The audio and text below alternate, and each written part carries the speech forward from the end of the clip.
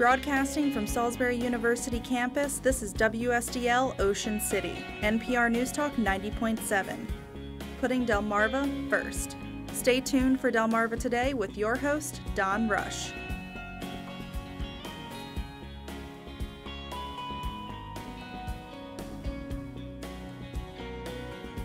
2019 may be the makeover year for downtown Salisbury. Welcome to Delmarva Today. This is Don Rush. It's been a long-time dream for many in the city to see revitalization of the downtown area. Plans are now underway to do just that. Once there was a thriving downtown area with buildings where large city parking lots now stand. And many in the town have dreamed of revitalizing the area with streetscapes and new structures to pull the city center together. But this year may be the moment when some of those dreams come true. And in our studio this morning is Mayor Jake Day, who's been overseeing the planning for the new developments. Welcome to the program. It's my honor to be here with you. So tell me then, just overall, what is your vision for, because you have a whole actually set of projects.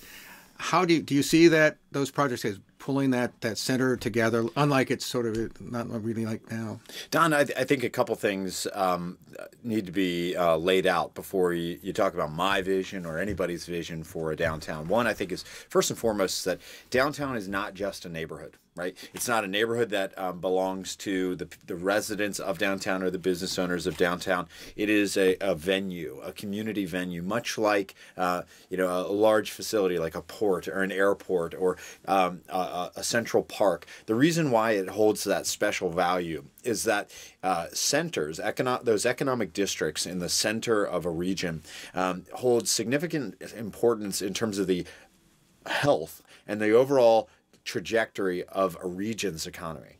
One thing we know is true, that in any city in America that has seen economic success, they got their center right. There is no example that anyone can produce of any city in America that has thrived economically, a place that has thrived economically, that has a failing downtown. Not a single place. You've got to get your core right. And that's why we are so laser focused on ensuring that in the midst of all the other things we're doing, we're not going to let downtown fail. And I think for a long time, downtown has failed. Now, I think the reason why that happened was very much the same reasons why they failed all over America. We became car-centric cities. We invested in sprawl. We allowed, through policy and through subsidy, we allowed for sprawl to take the things that were historically in downtowns, especially retail, and put them elsewhere and spread them out. And those things, those dynamics are changing. Citizen consumer preferences are changing.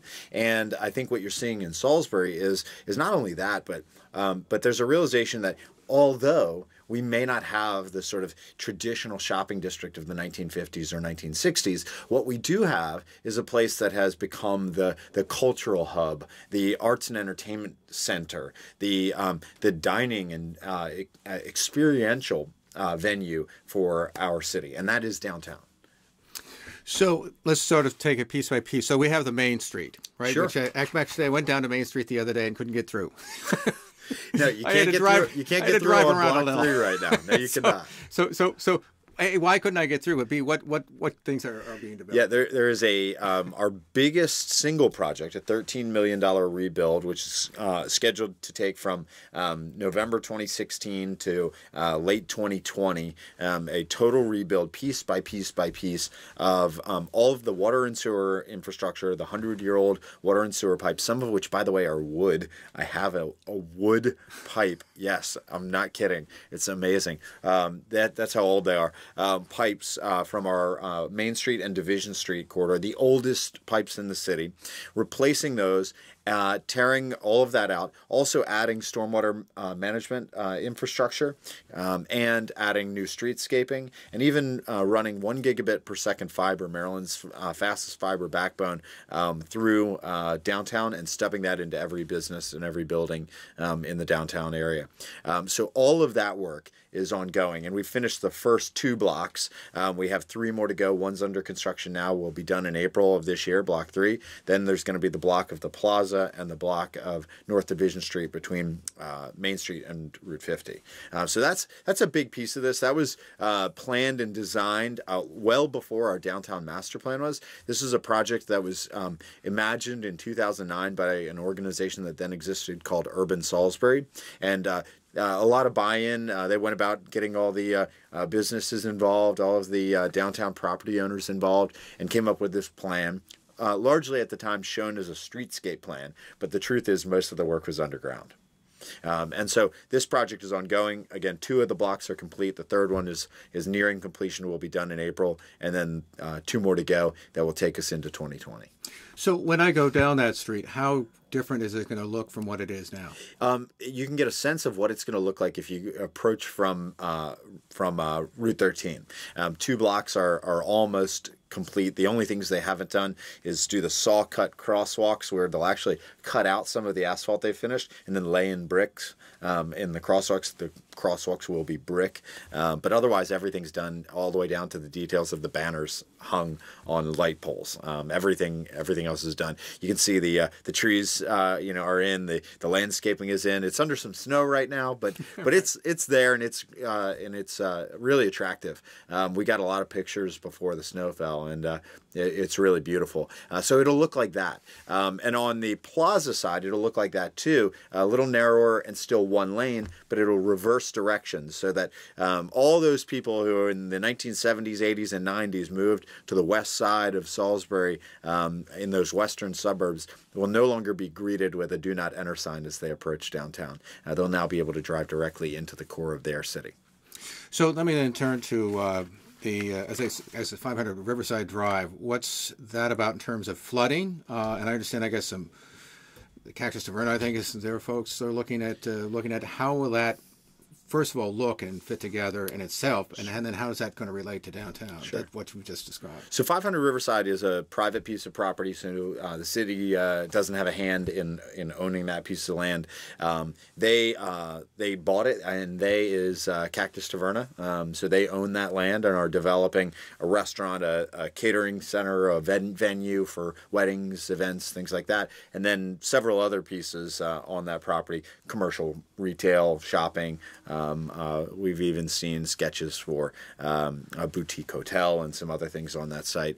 But they are very far along in their process. They have received most of their site planning approvals, most of their building approvals. The only things that they really have left to do are get through the U.S. Army Corps of Engineers final approval for their bulkhead.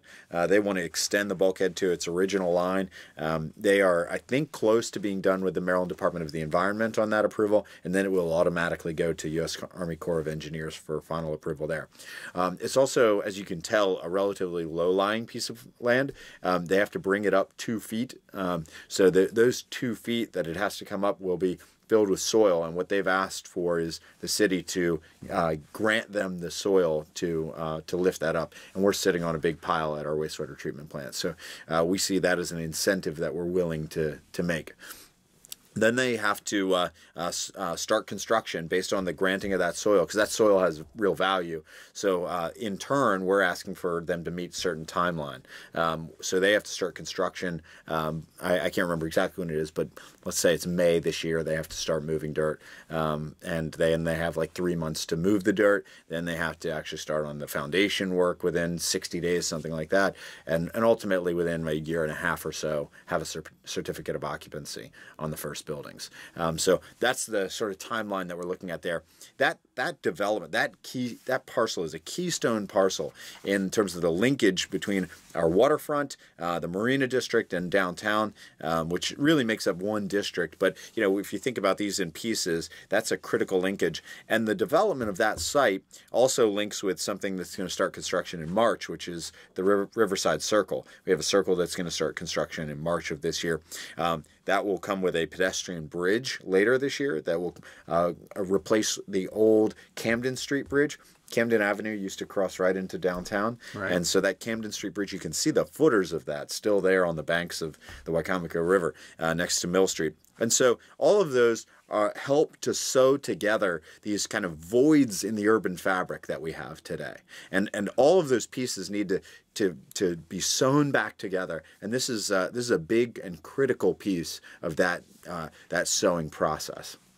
And then we turn to the marina landing.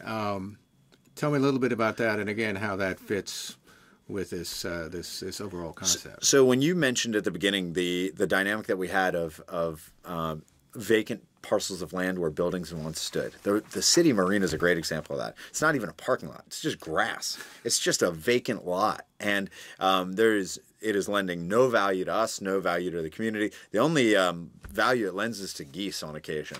They like to go there and eat some of the grass.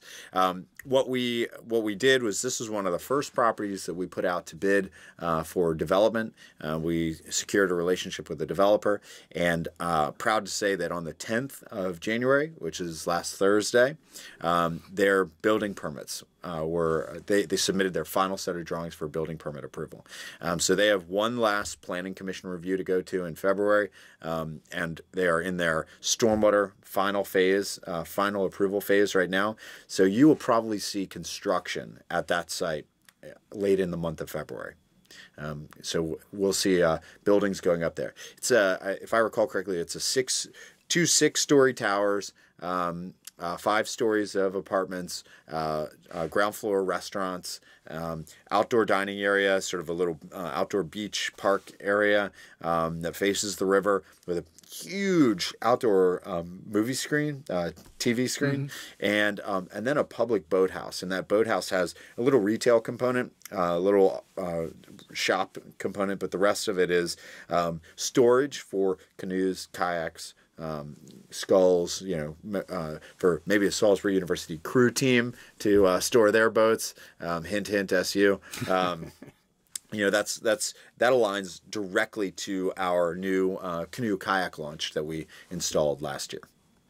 So then you have this thing called the town square. I'm sort of intrigued about that. Okay. I mean, what is your envision of a town square, especially, I guess it's sort of with South Division Street, city parking garage. Yeah. I mean, how is that pulled together? It's hard for me to imagine that particular piece of the territory pulling itself together as a town square. Well, I think it's easy enough for people to imagine existing blocks being extruded into buildings, right? That's easy enough to imagine. This is a departure from that. This is saying, no, we're going to change the lines a little bit. And the reason why that's important is multifaceted. The first reason why that's important is we don't, as a city, as a place, we don't have a real central gathering spot. We have the government office building steps, the courthouse lawn. They hold significant importance. At times they've been embroiled in, especially the courthouse lawn, political debate about what stands there, what doesn't, what is marked there historically, what isn't. And I've got my opinions on those things as well, which I've shared on your show before. But what's I think really critical is that we have a gathering spot that belongs to the people. That is a public gathering spot that is actually functional as a gathering space. Now, functional doesn't mean it has to be a vacant, it doesn't just have to be a void. But the plaza, for example, serves a really nice purpose for Third Friday, art stroll, a narrow, linear path. Not a great space, we learned from a safety standpoint, according to our fire marshals, for events like the ball drop, New Year's Eve ball drop, which is where we held it the first year. Felt very compact, felt, it was a lot of fun for that reason. But at the same time, I think there were people that were concerned, how do we get out of this space if we need to? Larger gathering spaces, especially now that we have 7,500 plus people show up for things like our ball drop, you need those big gathering spaces. A town square would provide that. You look at town squares around the country. Boise, Idaho has sort of a model town square. A lot of New England towns have a classic town square. Large cities have squares all over the place. DC, Philadelphia, New York. But what we need is really that one center space. Now, in terms of what faces that space, it would be the library, the facade of our parking garage, the facades of First Shore Federal and the Plaza Gateway building and the small buildings in between, and then a new facade of new development from the developers of Lot 1, Gillis Gilkerson Sidewalk Development Group, on facing that property. So, restaurants, retail, but also some other cultural uses, as the city has encouraged them and worked with them to bring cultural uses to that ground floor. Now, some of those things could include like a children's museum that's out there in the works right now. It could include, performing arts venue or music venue. Those are the sorts of things that we want maybe facing this square. And so some of those uses, or at least compatible uses for the audiences that might be in those spaces, you could find on this square. To give you an example, when we visited Greensboro, North Carolina, the previous host city of the National Folk Festival, outside of their children's museum and library, which are adjacent, there is a series of climbing structures for kids. So things that naturally drew kids into them. I've also seen a lot of these squares that have splash pads, where you see water shooting out of the ground. You still get a nice hardscape and you can turn that off, and you can have people walk across it without getting wet. And of course, you can also turn it into a play area. So serves multiple purposes. And we would also see outdoor dining, different street furniture available, maybe even games. We've seen a lot of these in cities that have popularly attracted table tennis, outdoor table tennis, things like that. So there's both passive and active uses that we could see in a space like this. But again, it becomes the central gathering space where you default to in terms of community events, large gatherings, things like that.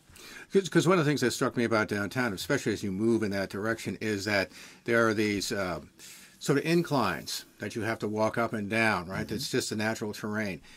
How do you deal with that? I mean, how does that fit into? I mean, are you going to build anything up, or what's? From the parking garage, eastern end of this town square, and the eastern end of what we call Lot 1, which is the 2-hour free lot that is right across from the library. It's a 16-foot drop from there to the Wycomico River. And I don't think most people would recognize that it's that steep, but it is. It's a very steep drop. And over on Lot 10, we have a very steep drop as well, about a 14-foot drop. So you've got these pretty significant terrain differences in a very flat otherwise area. And so you do have to design in response to that. Now, what it affords you is the opportunity to design in such a way that you take advantage of that. So it's possible that it's more than possible. It's a fact that the entry off of Market Street to any development on Lot 1 will be at a floor below the entry to development on at the eastern end of Lot 1. The same is true on the plaza. If you enter buildings on the plaza, you end up dropping an entire floor from there to the Camden Street side. It's true through the Gallery building. It's true through the Plaza Gateway building. It's true through the Vernon Powell building.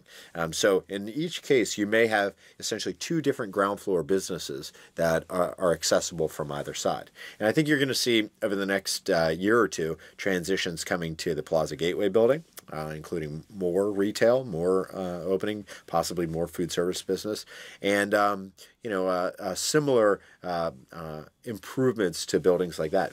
Vernon Powell just got their building permits issued. So there's, again, significant amount of transition coming and coming in pretty rapid fashion.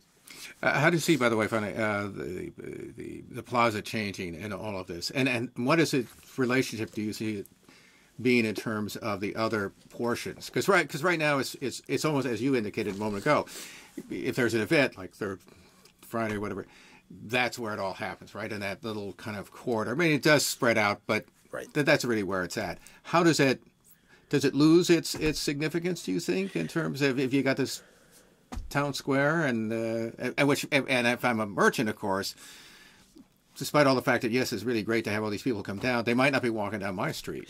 I think it changes. The plaza changes, but I think it changes in a way that's better for merchants. So one of the things that people say about it right now is that it's beautiful, and I totally agree. It's beautiful to look at. It's not necessarily functional. And one of the things we get from people out of town who visit is, would you ever consider opening this up to traffic?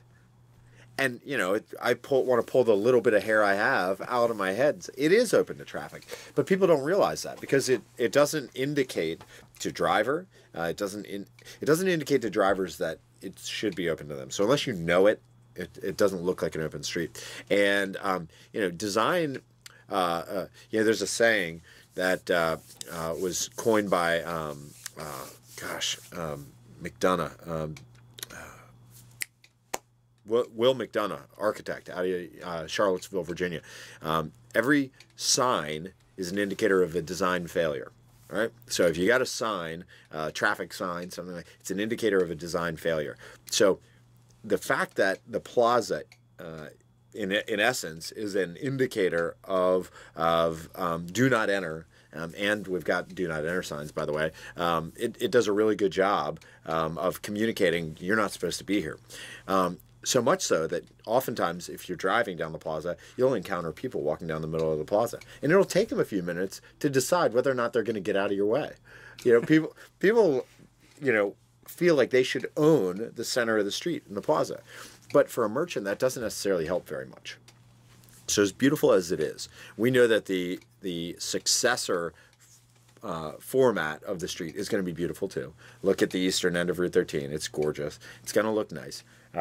Consistent street furniture, brick, you know, it's going to be better than what's there today. Excuse me, it's going to be better than I think most main streets, but it's going to be different from what's there today. But the real advantage is it's going to add 45 parking spaces, and those parking spaces, from a utility standpoint, from a functionality standpoint, are going to make that street much better to the people who want to open shops or have shops on the western end of Main Street in downtown.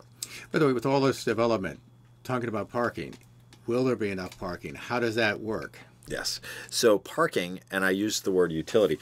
Parking is a utility. It is like water, sewer, fiber, electricity. It is no different. It is not an asset to be designed around. It is a utility to serve other assets. There's not a soul in the world who has ever gone to a place because of its beautiful parking lots. There's not a soul in the world who's decided to travel to a city or visit a downtown because of their ample parking. Parking has to serve what's there. And right now, any suggestion that we protect our surface parking lots is getting our priorities wrong. And that's an indicator of a place that has its priorities all wrong. And luckily, we have long since moved past, from a policy standpoint, from a leadership standpoint, and from a planning standpoint, the protection of those parking lots. All of them are either sold, under contract, or about to go out for bid. And actually, I can't even think of one that's about to. All of them are either sold, under contract, or awaiting award of bid right now. We won't own any surface parking lots in downtown Salisbury anymore. We won't own them. And we are rapidly approaching not owning them at all. Lot 1 and Lot 11, which are combined, make up the largest parking area in downtown, we no longer own. The city does not own them. We have sold them. In late December, just before the new year, they changed hands. And that's been a multi-year process, but they are now in the hands of Gillis Gilkerson, the development company that's developing those in partnership with Baltimore's Sidewalk Development.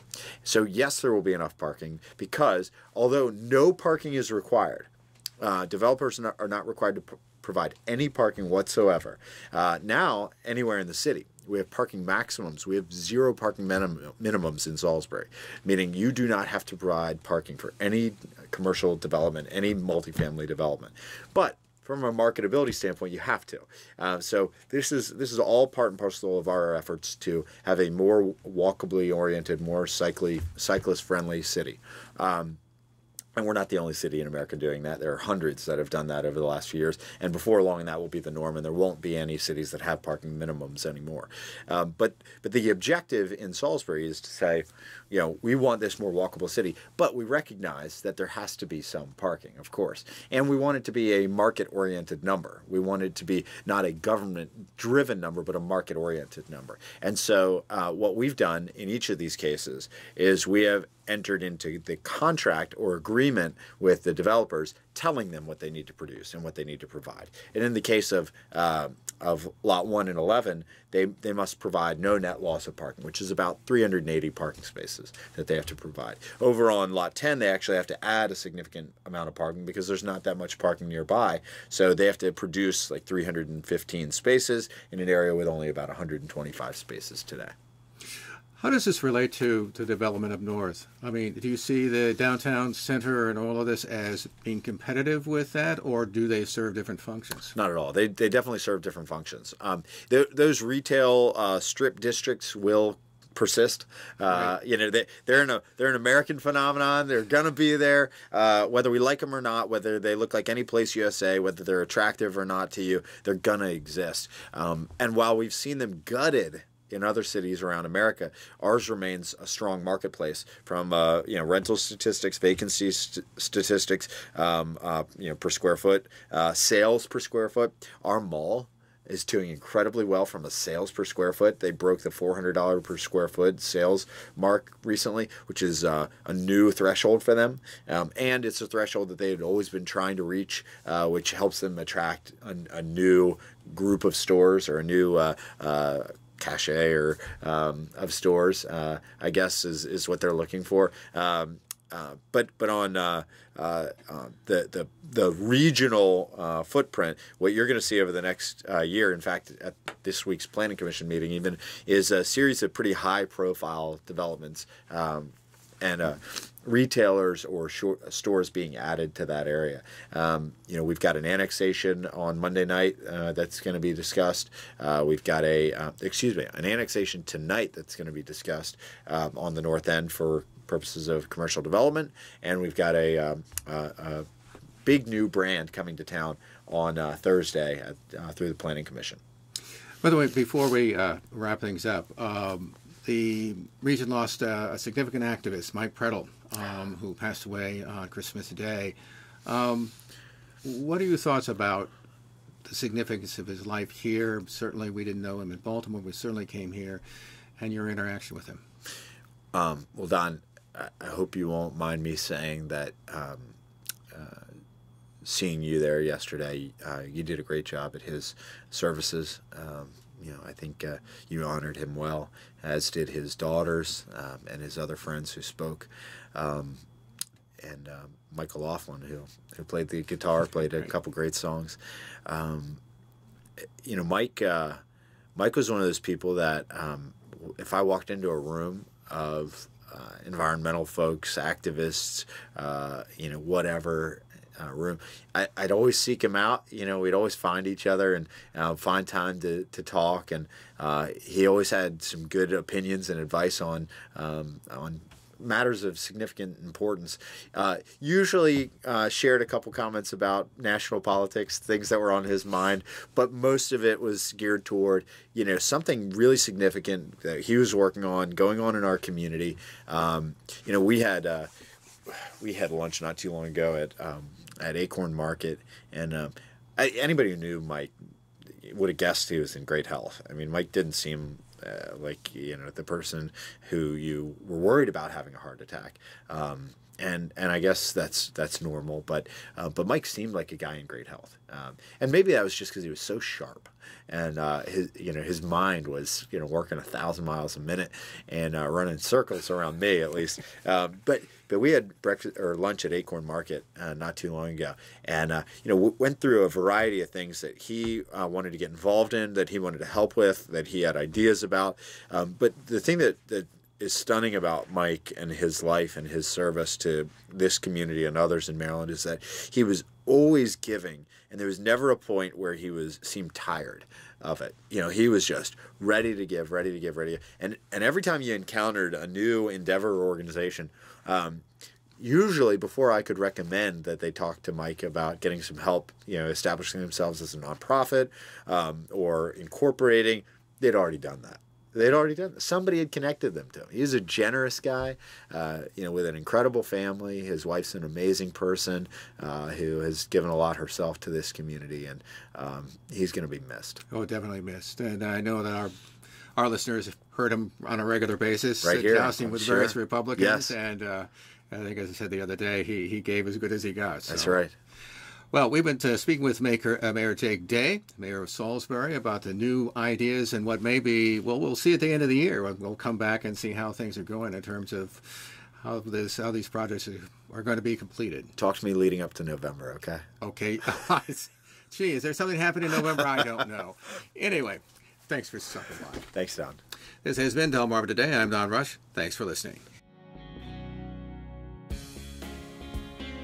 Thank you for watching Delmarva Today, a production of Delmarva Public Radio. Production and audio engineering by Chris Rank.